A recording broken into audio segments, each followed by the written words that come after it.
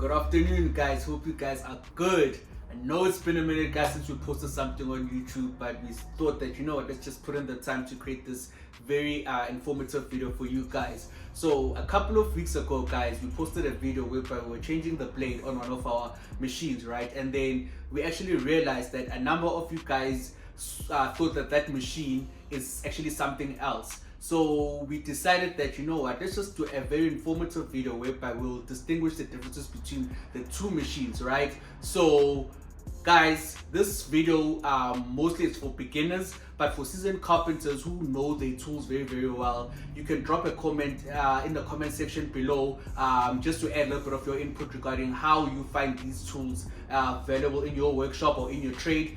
And yeah, guys, so the tools today that we're going to be showcasing, it's these two right here, right? So you've got your circular saw here and you've got your track saw right here.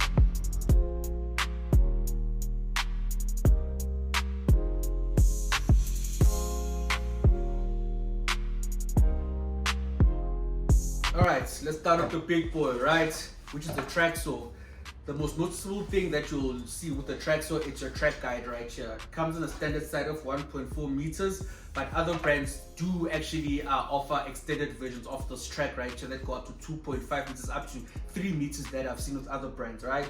Then when it comes to the machine right here, as you can see, it's very closed off right here, unlike a circular saw, which it's a little bit more open. It's more closed right here, meaning that when you cut, all the dust will circulate here, whereby you can plug your vacuum here or your any dust extractor that you might have in your workshop. And then you've got a plunging feature right here, whereby when you press and you push it down, it's when it will start cutting the actual material in whichever way that you're gonna cut it. So when it comes to precision and accuracy, this is one of the best compared to a circular saw, because at the end of the day you are putting a track whereby this will just run across the track right here, as I'm doing right here, and you can cut perfectly, accurately, and you won't have any flexibility unlike a circular saw. Alright guys, so here we've got our circular saw right here. So as you can see, there's a big difference between the two, right? First of all, this one it's a little bit more open than the track saw, meaning that when you're cutting, it's going to make a lot of dust, guys. So this one, we recommend that when you're using it, use it outside, because it's going to make a lot of dust in the workshop. And then as you can see right here, it does not have a track, unlike the track saw. The track saw has a track, this one doesn't have a track, but it comes with a guide.